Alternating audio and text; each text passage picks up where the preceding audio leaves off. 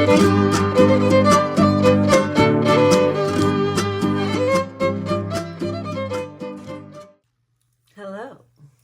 good afternoon, good morning, and good evening. How are you? I hope you're doing well. I'm doing pretty well. I was just getting grumpy, and then I realized that I was getting grumpy because I was piling all sorts of to-dos into my now. Like, I would like to get my lawn mowed today so it doesn't get so overgrown that I have to weed whack it again, because lawn mowing takes a little less time and energy than weed whacking. But I also want to replace the flush valve, fill valve? I don't know. The thing that draws water into the toilet tank. I want to replace that today. Well, I don't want to, but it needs to be replaced, and I have it, and I have time today, so I'm going to attempt it. Yesterday, I replaced the seal on my flush valve. It's kind of like a flapper, but not. It's some weird American standard contraption. And that went well. Like, I got that done pretty easily, so I'm really happy with that. But the pump is going to be more involved. I have to drain the tank of all the water, which is difficult because of that flush valve contraption. It is raised like 3 or 4 inches above the bottom of the toilet, so even when it's finished flushing, there's still quite a bit of water in there that I have to remove. And then taking the old pump out, putting the new one in. I don't think it's actually like technically difficult. It's just getting the water out is going to be the biggest problem, I think. Hopefully all the fittings remove easily and are easily replaced. So yeah, and then I did my sacral chakra painting yesterday, which I'm really proud of myself for prioritizing that and getting it done. And I recorded it, but now I have to go through and speed up all of them to turn them into shorts. I record in 10-minute increments, and then speed them up to get them about a minute long, and then upload them all, and that'll take a while.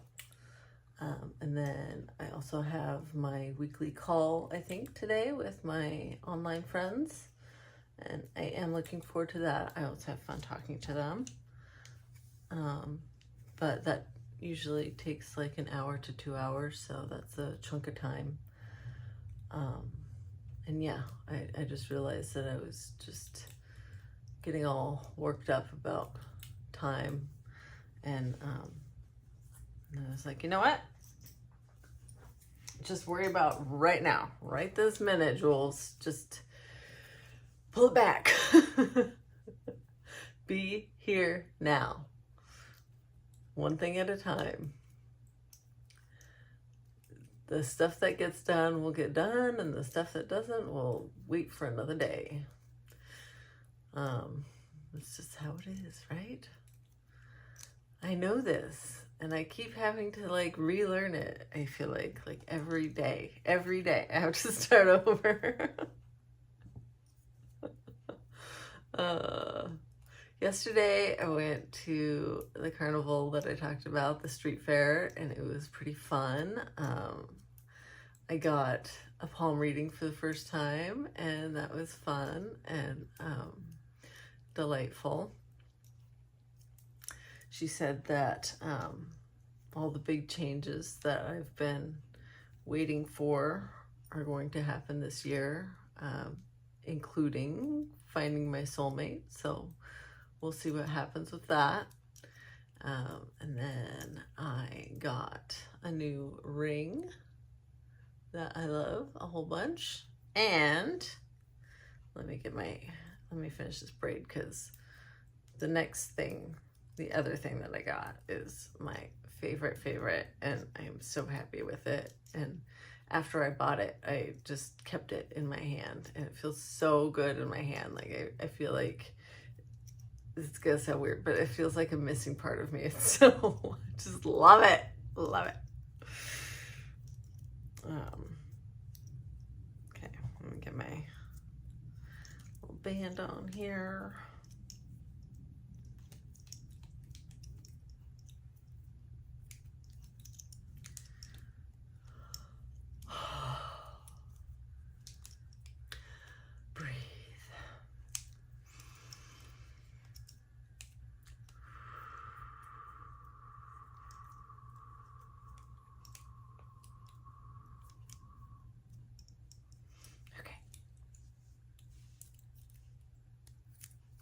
See, how can I show this? There we go. Look at this beauty. Bronze crow skull. I am just so in love with it. I was just like walking around like this, and like my thumb looks like a beak. I was just walking around holding it. It feels like, I love the way the ball of the skull fits in my fist too. It's just, it's like a worry stone, but it's a bronze crow skull instead. I don't know. I just love it.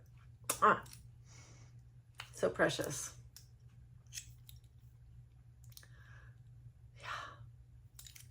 Yeah. Love.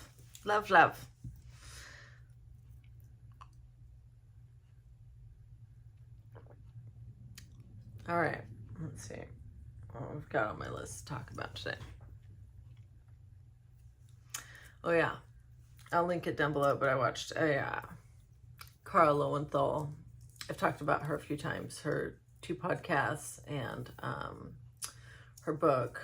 Her podcasts are Unfuck Your Brain and Future Coach, and her book is Take Back Your Brain.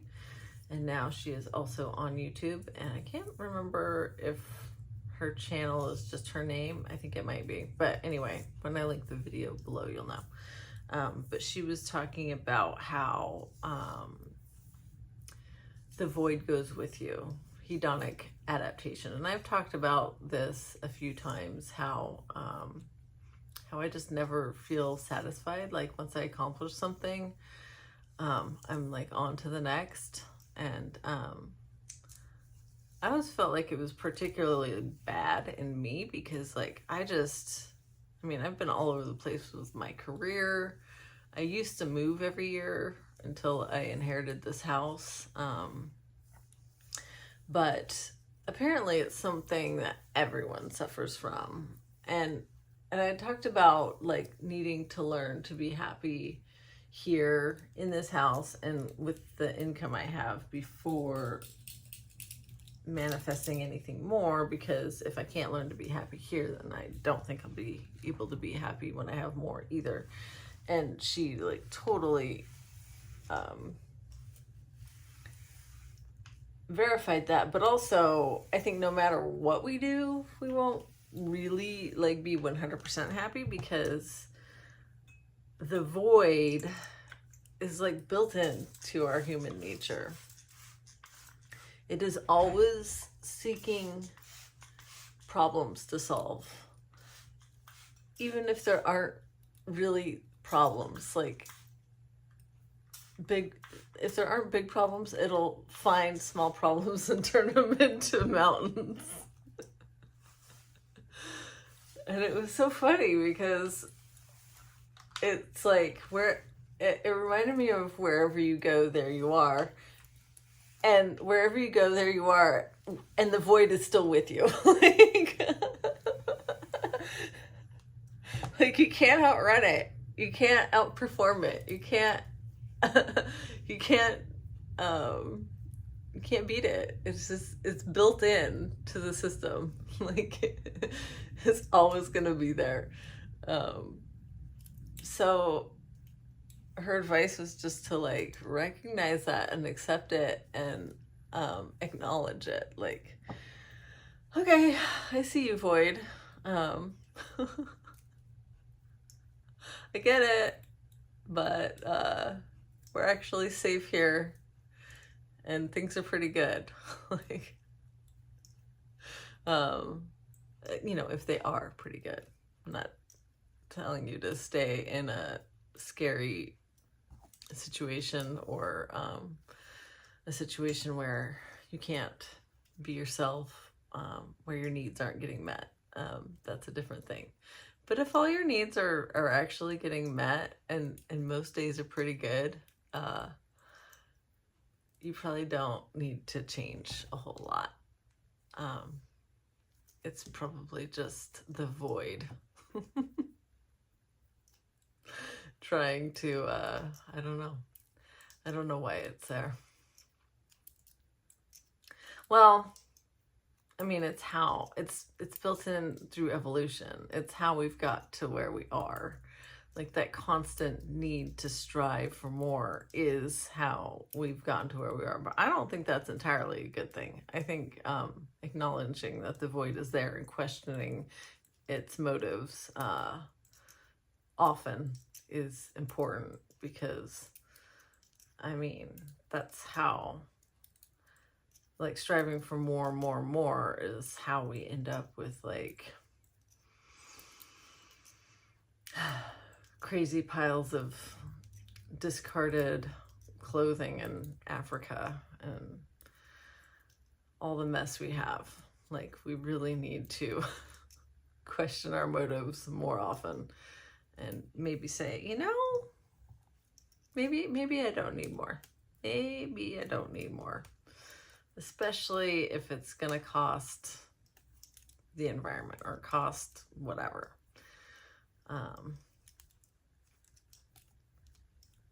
Yeah, I think growth is good. We don't want to stagnate, but it needs to be in alignment. And growth for just growth's sake, I don't know. I think it ties back into that scarcity and competition thing that I don't love. And on that note, like, jealousy, I had a bit of jealousy the other day, and it shows you what you want and what you believe deep down you're capable of, but it also creates an unnecessary sense of competition. Like, just because someone else has something that you want doesn't mean that you can't also have it. But even if you can't, you can have something else. I think we really need to examine our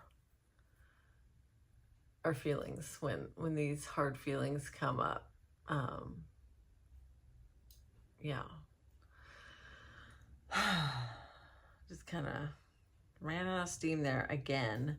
And this has been really frustrating me, and it's been giving my inner critic so much fuel. Let's see here. I wrote down a bunch of the stuff it's been saying to me, so that you can maybe recognize your own inner critic.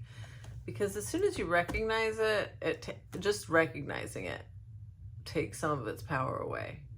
But then you can also kind of begin to combat it with, like, opposite statements and stuff. Let's see here.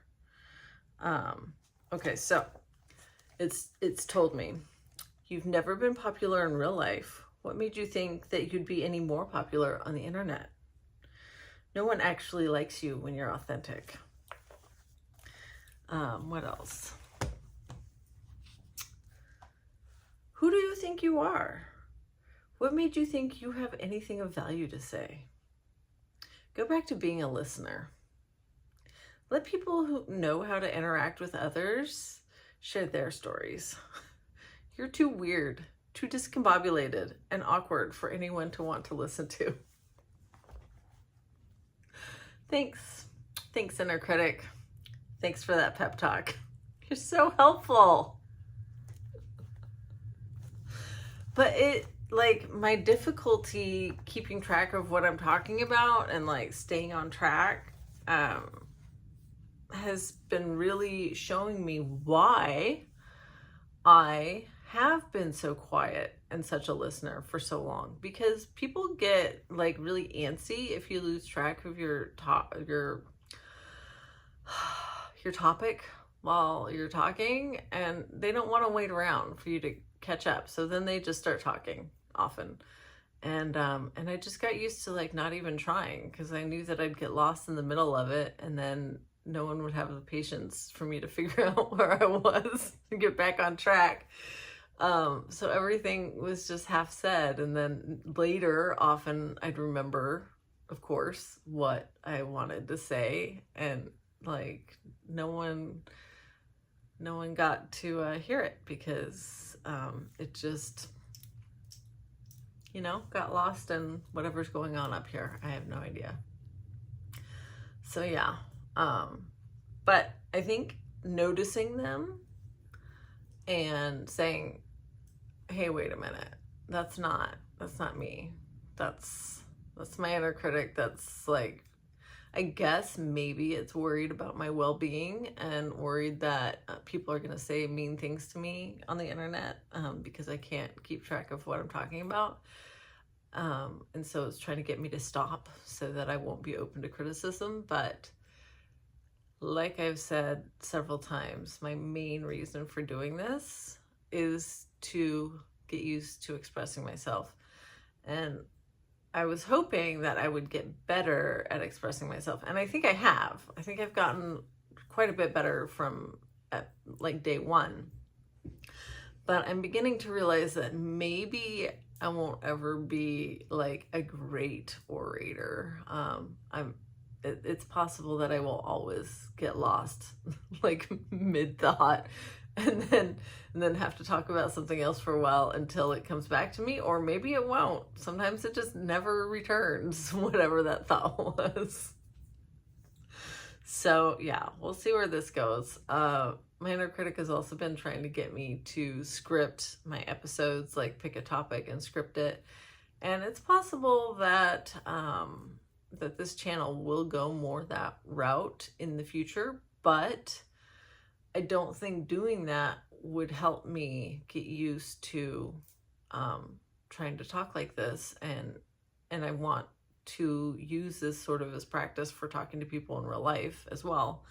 And scripting is not going to do that. Like, I can't script my half of a conversation before I have it. And I don't even know what topics are going to come up with people in real life, right? So no, for now, I'm going to stick with what I'm doing, even if it's painful for me and my viewers.